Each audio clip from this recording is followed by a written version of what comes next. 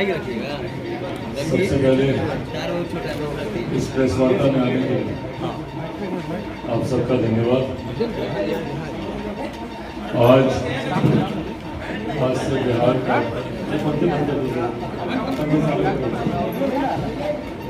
आज से बिहार विधानसभा का बजट सत्र भी शुरू हो रहा है। यकीनन उस सत्र पर भी लोक जनशक्ति पार्टी रामविलास की पूरी नजर है। बिहार के हित को मद्देनजर रखते हुए इस बार बिहार सरकार के द्वारा बिहारियों के लिए बजट में क्या क्या बातें कही जाती हैं, यकीनन पार्टी इसको भी गंभीरता से उस पर भी समीक्षा करने का काम करेगी। पिछली बार के बजट में क्या क्या वादे किए गए थे, कितने वादे पूरे किए गए, इस बार के बजट में क्या क्या ये नई घोषणा करेंगे, सकारात्मक दृष्टि से भी हम लोग काम करेंगे। ऐसा सिर्फ खामियां ही ढूंढने की बात इस बजट सत्र में पेश किए जाने वाले बजट को लेकर हम लोग करेंगे। जो सकारात्मक बातें हैं उसको जरूर हम लोग सराहने का भी काम करेंगे, और हाँ, ये तुलना जरूर की जाएगी कि पिछली बार बजट में क्या क्या बातें कही गई, उनको कितना पूरा किया गया, और इस बार के बजट में क्या क्या नई बातें कह रहे हैं। और वैसे भी मुख्यमंत्री नीतीश कुमार जी कई ऐसे विषय हैं जो वो जानते हैं कि गलत है, उसके बावजूद जब वो विषयों का संरक्षण करते हैं। पिछली बार मैंने कहा था कि हम लोग अलग अलग विषयों पर हम लोग सरकार का रिपोर्ट कार्ड हम लोग जारी कर रहे हैं। बिजली को लेकर हम लोगों ने इस विषय को हम लोगों ने उठाया था, और उस पर जिस तरीके से उनके उस विभाग के मंत्री का बयान आया, और या फिर जिस तरीके से मुख्यमंत्री नीतीश कुमार जी ने स्वयं उस कार्यक्रम में आप सब लोग मौजूद होंगे, कार्यक्रम किसान समागम को लेकर था, और उस पर मुख्यमंत्री जी ने अपने संबोधन में चर्चा करते करते उन्होंने ये बात कही थी कि अरे कुछ लोग हैं जो मुफ्त की बिजली की बात करते हैं। एक तो हमको ये समझ में नहीं आता कि भाई प्रदेश के मुख्यमंत्री आप कुछ लोग बताइए ना कौन लोग बात कर रहे हैं। भैया ने चिराग पासवान मांग कर रहा है तो बोलिए भाई, चिराग पासवान ने मुफ्त की बिजली की मांग की है, और ये भाई हक है, अधिकार है। ये मुफ्त की रेवड़ियों में नहीं गिना जाएगा, टैक्स पेयर्स का पैसा है। और जब हम किसी चीज के लिए ऑलरेडी आपको टैक्स दे रहे हैं तो सुविधाओं की अपेक्षा हम लोग रखते हैं। तो ऐसे में जब मैं कहता हूं कि एक सर्टेन यूनिट ऑफ इलेक्ट्रिसिटी तो फ्री किया जाना चाहिए, तो क्या गलत मैं कह रहा हूं? भाई आपके मंत्रियों को इसका लाभ नहीं मिलता क्या? आपके विधायकों को इसका लाभ नहीं मिलता क्या? और यही लाभ अगर आप आम जनता को देंगे तो इसमें क्या नुकसान हो जाएगा? पर जब आम जनता को देने की बात आती है तो मुख्यमंत्री बोलते हैं कि कुछ लोग मुफ्त की बिजली की मांग करता है। अरे उनको पता है कितना महंगा बिजली खरीदते हैं हम, भाई आप खुद ही कबूल भी रहे। यही बात तो उस दिन प्रेस वार्ता में पिछली बार आप लोगों के समक्ष मैंने रखी थी कि आप महंगी बिजली खरीद रहे हैं। क्यों महंगी बिजली खरीद रहे हैं मुख्यमंत्री जी? और आप खुद ही उस बात को स्वीकार रहे हैं कि हम महंगी बिजली हम खरीद रहे हैं। क्यों? ये महंगी बिजली खरीदकर महंगे दरों में बेचने का जो भ्रष्टाचार है, इसी को ही हम लोग उजागर करने का हम लोग प्रयास कर रहे हैं। और इस कार्य को आप नहीं कीजिएगा मुख्यमंत्री जी तो जनता ने पिछली बार तीसरे नंबर की पार्टी आपको बना दिया था, इस बार आपका खाता भी नहीं खुलेगा। पर ये वादा तो मैं पहले ही कर चुका हूं कि जिस दिन बिहार फर्स्ट की सरकार आएगी, बिजली की दरों को ना सिर्फ सस्ता बल्कि सर्टेन यूनिट तक उसको मुफ्त भी किया जाए, ताकि जो बिहार का गरीब वर्ग है उनको सहूलियत मिले। भाई एक सरकार का लक्ष्य है कि जो आर्थिक तौर पर कमजोर लोग उनको कैसे आप और सहूलियतें दे सकें। इस लक्ष्य के साथ सरकार को काम करना चाहिए, पर उस लक्ष्य के साथ काम करना तो दूर, हक मारने का काम इस सरकार के द्वारा किया जाता है। और आज इसी श्रृंखला में जो एक अगला विषय मैं आप लोगों के सामने रखना चाहता हूँ वो अनुसूचित जाति जनजाति से जुड़े छात्रों को लेकर दशकों से चली आ रही एक योजना, जिसके तहत इसको पोस्ट मैट्रिक स्कॉलरशिप SC/ST योजना के तहत, जहां पर अनुसूचित जाति जनजाति से आने वाले छात्रों को स्कॉलरशिप देकर उनको उनकी हैंड होल्डिंग करने का प्रयास है। सरकारों के द्वारा किया जाता है। और इसमें केंद्र सरकार, राज्य सरकार, दोनों सरकारें इसमें मिलकर काम करती हैं। जहाँ पे 60% पैसा केंद्र सरकार का लगता है, तो वहीं 40% पैसा इसमें राज्य सरकार के द्वारा दिया जाता है। ये लंबे समय से चली आ रही ये योजना है। इस योजना में पहला फेरबदल जो बिहार सरकार के द्वारा किया गया, जिसके खिलाफ हम लोग 2016 से ही हम लोग अपनी आवाज उठा रहे हैं। 2016 में भी जिस वक्त ये किया गया था, उस वक्त हम लोगों के तत्कालीन राष्ट्रीय अध्यक्ष आदरणीय रामविलास पासवान जी की मौजूदगी में मैंने स्वयं उस वक्त भी इस विषय को उठाया। 2016 में भी हम लोगों ने कहा था कि जिस तरीके से कैपिंग कर दी गई है स्कॉलरशिप में, अभी तक होता क्या था 2016 तक कि अनुसूचित जाति जनजाति के छात्र जो इस योजना के लाभार्थी हैं, वो कहीं पर भी जाए, भले वो सेंट्रल यूनिवर्सिटीज हो, भले वो प्राइवेट यूनिवर्सिटीज हो, IITs हो, IIMs हो, जहाँ पे भी वो जाते थे, जितनी फीस होती थी उतनी स्कॉलरशिप उनको दे दी जाती थी। मैं सरल भाषा में बताने का प्रयास कर रहा हूँ। उतनी फीस उनको दे दी जाती थी, पर 2016 के बाद उसमें कैपिंग कर दी गई कि जो प्राइवेट उसमें जाके पढ़ाई करेगा उसको 15,000 मात्र उनको दिया जाएगा, या जो सेंट्रल की संस्थाएं हैं, केंद्रीय संस्थाएं हैं, उसकी कैपिंग 70,000 कर दी। IITs, IIMs को लेकर 90,000। तो भाई उसके ऊपर जितनी फीस है, वो फीस उन छात्रों को अपनी जेब से देनी पड़ेगी। परिणाम स्वरूप, और ये आंकड़े भी सामने आए, परिणाम स्वरूप आप देखिएगा 2016 में जब से इस कानून को लागू किया गया, मात्र 1 साल के भीतर ही लगभग 1 लाख बच्चों ने, अनुसूचित जाति जनजाति से आने वाले 1 लाख बच्चों ने विड्रॉ किया। 2015-16 में 1,55,000 स्टूडेंट्स एनरोल थे।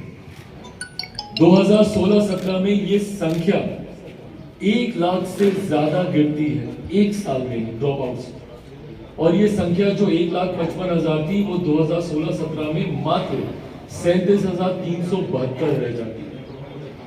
और साल दर साल इसी तरीके से हम लोग इसमें गिरावट देखते आ रहे हैं। कारण कैपिंग। पहले जो पूरी राशि मिलती थी छात्रों को, उस पे सीमा बांधने के बाद जो अतिरिक्त राशि है वो बच्चे नहीं दे पा रहे। परिणाम स्वरूप अनुसूचित जाति जनजाति के बच्चे जो शिक्षा हासिल कर सकते थे, वो तालीम वो लोग हासिल नहीं कर पाए।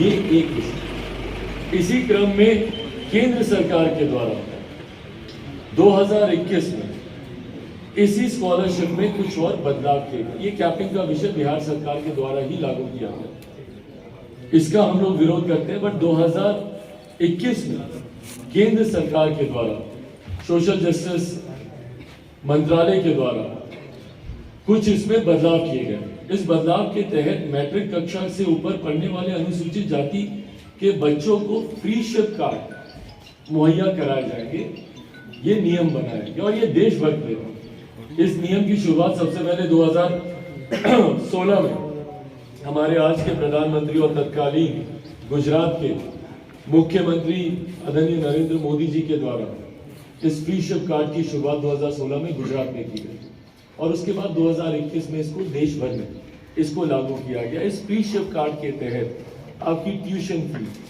आपकी हॉस्टल फी, या इसी तरीके के जितने अतिरिक्त खर्च होते हैं छात्रों के, वो आपके सीधा डीबीटी के माध्यम से आपके बैंक अकाउंट में ट्रांसफर कर दिए जाते हैं। अभी तक छात्रों को दिक्कत आती थी, भैया ट्यूशन फी कैसे देंगे, हॉस्टल फी कैसे देंगे, देने में आगे पीछे हुआ तो हॉस्टल से निकाल दिया जाता था, ट्यूशन उनको देने से मना कर दिया जाता था। तो इस फ्री शिप कार्ड का लाभ उन अभ्यर्थियों को हो, जो कि देश भर में उसका लाभ हमारे छात्र उठा रहे हैं। पर बिहार में इसको अभी तक लागू नहीं किया। बिहार में फ्री शिप कार्ड की योजना, जो कि 2021 से ही अधिसूचना के बावजूद बिहार में इसको लागू नहीं किया गया। तो आज इस प्रेस वार्ता के माध्यम से मैं मौजूदा बिहार की सरकार और हमारे मुख्यमंत्री आदरणीय नीतीश कुमार जी, जो बड़े बड़े वादे करते हैं, पर कैसे ये सरकार और मुख्यमंत्री नीतीश कुमार दलित विरोधी है। और मैं एक दो और उदाहरण के साथ इस बात को मैं स्पष्ट भी करूंगा और पुख्ता करूंगा कि क्यों ये दलित विरोधी है। अनुसूचित जाति जनजाति विरोधी मुख्यमंत्री नीतीश कुमार जी और उनकी कार्यशैली में इनका ये दिखाई देता है, उनसे हम लोग ये मांग करते हैं। 3 मांगे हैं जो प्रमुखता से हम लोग रखना चाहेंगे। पहली मांग, सामाजिक न्याय और अधिकारिता मंत्रालय भारत सरकार के पोस्ट मैट्रिक स्कॉलरशिप अनुसूचित जाति जनजाति योजना दिशा निर्देश 2021 को बिहार में तत्काल लागू करने हेतु अनुसूचित जाति अनुसूचित जनजाति कल्याण विभाग भारत सरकार बिहार सरकार अधिसूचना जारी करे, ताकि उसको इम्प्लीमेंट किया जा सके और ये फ्री शिप कार्ड का लाभ बिहार के भी अनुसूचित जाति जनजाति के छात्र उठा सके। दूसरी मांग, पोस्ट मैट्रिक स्कॉलरशिप एससी योजना दिशा निर्देश 2021 के प्रावधानों के अनुसार योग्य अनुसूचित जाति के विद्यार्थी को फ्री शिप कार्ड जारी करने तथा पूर्ण ट्यूशन फी, हॉस्टल फी एवं अन्य अनिवार्य फी का भुगतान डीबीटी के माध्यम से छात्रों के बैंक खाते में करने का निर्देश SC/ST कल्याण विभाग बिहार सरकार अपने अधिकारियों को करने के लिए कहे। 2021 से ही इनको इसका लाभ मिलना चाहिए। तो ये बैकलॉग भी इकट्ठा होता जा रहा है, तो ये बैकलॉग भी रिलीज किया जाए, ये अधिसूचना बिहार सरकार जारी करे। और तीसरी और अंतिम मांग, पोस्ट मैट्रिक स्कॉलरशिप योजना के तहत ट्यूशन फी, हॉस्टल फी एवं अन्य अनिवार्य फी के अधिकतम सीमा निर्धारित करने वाले SC/ST कल्याण विभाग बिहार सरकार की अधिसूचना 4061 दिनांक 16/5/2016 को तत्काल प्रभाव से वापस लिया जाए, जो भारत सरकार के पोस्ट मैट्रिक स्कॉलरशिप अनुसूचित जाति जनजाति योजना दिशा निर्देश 2021 के प्रावधान के खिलाफ है और योजना के मूल उद्देश्य को खत्म करने वाला है, जिसका मैंने आपके सामने जिक्र किया। जो कैपिंग इन्होंने कर दी है, उसकी जो एक अधिकतम सीमा, एक अपर लिमिट जो तय कर दी गई है, उस अपर लिमिट को हटा दिया जाए। ये इसके मूल उद्देश्य के ही खिलाफ है। जिस उद्देश्य के साथ इस योजना को बनाया गया, उसमें अगर आप इस तरीके से कैपिंग कर देंगे तो उस उद्देश्य को ही हम लोग पूरा नहीं कर पाएंगे। और जैसा मैंने इसकी शुरुआत में कहा कि मुख्यमंत्री नीतीश कुमार दलित विरोधी सरकार का नेतृत्व कर रहे हैं, ये तो एक उदाहरण है कि भैया कैसे अनुसूचित जाति जनजाति से आने वाले छात्रों को शिक्षा में, भैया आप उनके पढ़ने लिखने में, पढ़ाई में ही आप बाध्यता आप उत्पन्न कर रहे हैं। वो बेहतर तालीम, बेहतर शिक्षा हासिल ही नहीं कर पाए, उसमें आप गतिरोध आप उत्पन्न करने का प्रयास कर रहे हैं। ये तो एक उदाहरण है। दूसरा उदाहरण, आए दिन जिस तरीके से अनुसूचित जाति जनजाति से आने वाले लोगों की टारगेट किलिंग की जा रही है, और मैं टारगेट किलिंग इसीलिए कह रहा हूं, चौकीदारों को चुन चुन कर मारा जा रहा है। जो हम लोग की सुरक्षा के लिए तैनात है, उन लोगों को चुन चुन कर मारा जा रहा है। दलित युवाओं के साथ किसी की गला रेत कर हत्या कर दी जा रही है, किसी की गोली मार, बच्चियों के साथ सामूहिक दुष्कर्म किया जा रहा है, बलात्कार की घटनाएं सामने आ रही है। आप आंकड़े देखेंगे, आंकड़े दर्शाते हैं कि किस तरीके से अनुसूचित जाति जनजाति पर उत्पीड़न बढ़ा है, और ये आंकड़े दर्शा रहे हैं। और ऐसे में मुख्यमंत्री नीतीश कुमार जी एक तरफ तो खामोश रहते हैं और दूसरी तरफ पिछली बार चुनाव से ठीक पहले, और मैंने उस वक्त भी कहा था कि भैया ये झुंझुना दिखा रहे, उस वक्त चुनाव से ठीक पहले इन्होंने घोषणा की थी। पहली बात तो एक मुख्यमंत्री हत्या की बात ही कैसे कर सकता है, ये अपने में एक बहुत बड़ा चिंता का विषय। और उस वक्त मुख्यमंत्री जी ने हत्या को लेकर योजना बनाई थी। 2020 चुनाव से पहले मुख्यमंत्री नीतीश कुमार जी, जो हमारे प्रदेश के गृह मंत्री भी हो, गृह मंत्री होने के नाते उनको इतना सशक्त होना चाहिए था, बोलते कि भैया मेरे प्रदेश में मेरे रहते हुए कभी कोई हत्या नहीं होगी, ये इच्छा शक्ति उनमें होनी चाहिए। पर इस इच्छा शक्ति के विरुद्ध मुख्यमंत्री जी 2020 में एक योजना लेकर आते हैं, जिसके तहत कहा जाता है कि अगर किसी दलित परिवार में हत्या होगी, दलित महादलित परिवार में हत्या होगी, तो उनके आश्रितों को सरकारी नौकरी दी जाए, उनके परिवार वालों को 4 लाख रुपए का मुआवजा दिया जाए। आज की तारीख में भैया आए दिन हत्याएं हो रही हैं, और आप जाइए जाकर स्थानीय प्रशासन से पूछिए तो अधिकांश जगहों पर तो उनको पता ही नहीं है भैया कि इसका नोटिफिकेशन क्या है। परिणाम स्वरूप इसका लाभ उन लोगों को मिलता है। बिहार में कोई ऐसी जगह नहीं है जहां पर हत्याओं में लोक जनशक्ति पार्टी रामविलास मैं खुद या हमारे पार्टी के नेता नहीं जाते। जिसमें अधिकांश दलित परिवार भी हैं। मैं कल रात भी गया था भैया, गया जहाँ एक चंद्रवंशी परिवार में हत्या हुई, वहीं एक पासवान, अरुण पासवान, उनकी हत्या कर दी। कितनी ऐसी हत्याओं में लाभ मिल रहा है। इसीलिए हम कहते हैं भाई, मुख्यमंत्री नीतीश कुमार जी की सोच पूर्ण दलित विरोधी है। बिहार में हम लोग जब दलित कहते हैं, क्योंकि मुख्यमंत्री जी ने बंटवारे की राजनीति को इतना साधा है कि आपको बार बार दो शब्दों का आपको उपयोग करना पड़ता है, दलित के साथ महादलित भी कहना पड़ता है। ये कौन से संविधान के तहत है? जब आप लोग पूर्णिया में आप लोग रैली करते हैं तो आप लोग कहते हैं कि संविधान को खतरा है, संविधान की हत्या की जा रही है। आप लोग क्या कर रहे हैं भैया? कौन से संविधान की धारा कहती है कि आप अनुसूचित जाति को और बांटने का आप काम कीजिए? कौन सी धारा के तहत आप बांट रहे हैं बताइए? बल्कि संविधान तो दलित शब्द का उपयोग भी नहीं करता। संविधान सिर्फ अनुसूचित जाति जनजाति की बात करता है। बोलचाल की भाषा में जरूर हम लोग दलित शब्द का हम लोग उपयोग कर लेते हैं, पर आपने तो उसको भी आगे बांटकर महादलित कर दिया भैया। ये कौन से संविधान के तहत आपने किया? एक प्रदेश के मुख्यमंत्री होने के नाते आपकी जिम्मेदारी है कि पूरे प्रदेश को आप एक साथ लेकर चलें, एक साथ मुट्ठी में बांधकर चलें। आप उसी में विभाजन करने का आप काम कर रहे हैं। तो बंटवारे की राजनीति आप कर रहे हैं कि नहीं कर रहे? दलित महादलित हो, पिछड़ा अति पिछड़ा हो, कभी लवकुश करिएगा, कभी कोरी कुर्मी करिएगा, कभी अगड़ा पिछड़ा करिएगा। आप तो पुरुष महिला में बांटने का काम करते हैं भैया। क्या बयान दिए थे आप जनसंख्या को लेकर पुरुषों के बारे में? तो जो मुख्यमंत्री बांटने की राजनीति कर रहे हैं, वो लोग जाकर बोल रहे हैं भैया कि संविधान की हत्या हो रही है। किस तरीके की बातें आप कर रहे हैं भैया उस मन से? आपको लगता है कि देश में कभी संविधान की हत्या होगी? क्या भारत का संविधान इतना कमजोर है कि हत्या कर दी जाएगी? इस तरीके की बातें आपकी सोच को दर्शाती है। परिणाम स्वरूप भाई, जब आज आपको सही में बिहारियों से जुड़े हुए ज्वलंत विषयों पर आपको चर्चा करनी चाहिए, बात करनी चाहिए, तो आप गुमराह करने की बातें करते हैं। और ये तमाम और ये जितनी बातें भाई मैंने आपसे कही वो सारे आपसे मैं शेयर भी करूंगा, जितनी बातें आप लोगों के समक्ष रखी गई हैं। और अंत में एक विषय और आप लोगों के समक्ष में रखूंगा कि ये पैसा जो आपको इस्तेमाल करना चाहिए, छात्रवृत्ति का ये पैसा छात्रों के अकाउंट में जाने के अलावा बाकी सब जगह जा रहा है। ये भी अपने में एक बहुत बड़ा भ्रष्टाचार है। और ये मैं नहीं कह रहा भैया, ये कैग की रिपोर्ट है। कैग की रिपोर्ट आप बोलेंगे, मैं आपके साथ में साझा भी करूंगा, बट ये कैग की रिपोर्ट कहती है कि किस तरीके से इस पैसे का इस्तेमाल छात्रों के लिए होना चाहिए। छात्रवृत्ति के इस पैसे का इस्तेमाल आप विभिन्न तरीके के और कार्यों के लिए करते हैं। परिणाम स्वरूप केंद्र सरकार ने कई योजनाओं में इनको राशि आवंटित करना कम कर दिया, या कुछ जगह तो ऐसी जानकारी आ रही है कि भैया प्रधानमंत्री आवास में पैसा रोक दिया गया है। क्यों? क्योंकि उस पैसे का इस्तेमाल नहीं किया जाता। आप बार बार आप बात करते हैं भैया विशेष राज्य का दर्जा मिले, विशेष राज्य का दर्जा मिले, तो जो आपको पैसा मिल रहा है ऑलरेडी केंद्र सरकार से, पहले उसका तो यूटिलाइजेशन ढंग से हो। उस पैसे का तो आप इस्तेमाल आप कर नहीं पा रहे। कितनी ऐसी केंद्र सरकार की योजनाएं हैं जिसकी राशि वापस चली जाती है, लौटानी पड़ती है। क्यों? क्योंकि उसका इस्तेमाल नहीं होता।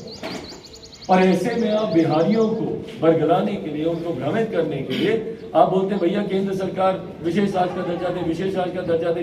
तो जितना पैसा आ रहा है पहले आप उसका तो आप 100% यूटिलाइजेशन कीजिए। और जिस योजना के तहत वो पैसा आ रहा है उस योजना में इस्तेमाल करने की बजाय विभिन्न और कार्यों के लिए आप उस पैसे का आप इस्तेमाल कर रहे हैं। क्यों? ये डाइल्यूशन क्यों किया जा रहा है भैया? मैनिपुलेटेड फिगर सामने आ रही है। क्यों? भ्रष्टाचार की वजह से ना, ताकि इस पैसे को डाइवर्ट किया जाए और उस पैसे को कुछ लोग, कुछ अधिकारी और कुछ नेता अपनी जेब में उस पैसे को रखें। इस सोच के साथ किया जाता है। कैग की रिपोर्ट पर बताएं मुख्यमंत्री नीतीश कुमार जी, क्या जवाब है उनका? जब कैग कह रहा है इस बात का कि भाई इन पैसों का उपयोग सही जगह पर नहीं हो रहा है कोई जवाब? तो हम लोग वही मांग करते हैं बिहार सरकार से कि बिहार सरकार इस विषय को गंभीरता से ले। गंभीरता से नहीं लेती है तो आने वाले दिनों में जिस तरीके से बिजली को लेकर बिहार के हर एक जिले में, और आने वाले दिनों में बिजली के विषय को लेकर बिहार के हर प्रखंड और पंचायतों तक भी हम लोग जाएंगे। और जब तक हम लोग इस मांग को अपनी पूरी नहीं करवा लेते हम लोग शांति से बैठने वाले नहीं है। उसी तरीके से अनुसूचित जाति जनजाति की छात्रवृत्ति के पैसे में हो रही धांधली को लेकर भी बिहार सरकार अगर गंभीरता से अगर इस विषय पर जांच करवाकर कार्रवाई नहीं करेगी और हम लोग की मांग को पूरा नहीं करेगी तो आने वाले दिनों में इसको लेकर भी एक बड़े पैमाने पर आंदोलन पार्टी के द्वारा किया जाएगा। और जब तक हम लोग इसको सही तौर पर लागू नहीं करवा लेते तब तक पार्टी शांत नहीं रहेगी। अब इसके अलावा कोर्ट में कि हमारे पास पैसा नहीं है। हाँ बताइए, पैसा नहीं है आपके पास? हाँ, सरकार बोले कि पैसा नहीं है, कहाँ से देंगे? हाँ, तो जो केंद्र सरकार पैसा दे रही है उसका आप क्या कर रहे हैं?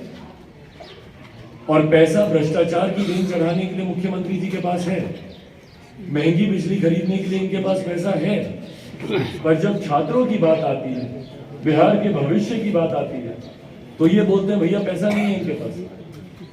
हजारों करोड़ की धांधली हो जाएगी इनकी नाक के नीचे, वो धांधली करने के लिए पैसा है।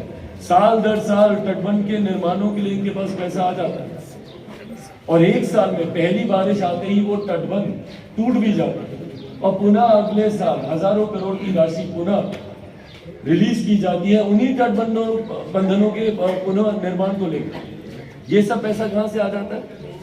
और भैया प्रायोरिटाइज करेंगे कि नहीं करेंगे? बिहार के युवा, बिहार के छात्र आपकी प्राथमिकता में मुख्यमंत्री नीतीश कुमार जी हैं कि नहीं है, या पूर्णतः आप युवा विरोधी हो गए? आपको प्रायोरिटाइज करना होगा कि भाई कौन सी योजना में पहले आपको पैसा देना है। बजटिंग इसी को तो कहा जाता है। आप क्या बजट आप बनाते हैं? आप अगर बिहार का भविष्य ही बर्बाद कर दीजिएगा, छात्रों का भविष्य ही अगर आप अंधेरे में डाल दीजिएगा, तो किस उज्जवल बिहार के भविष्य के निर्माण की आप कल्पना कर रहे हैं भैया?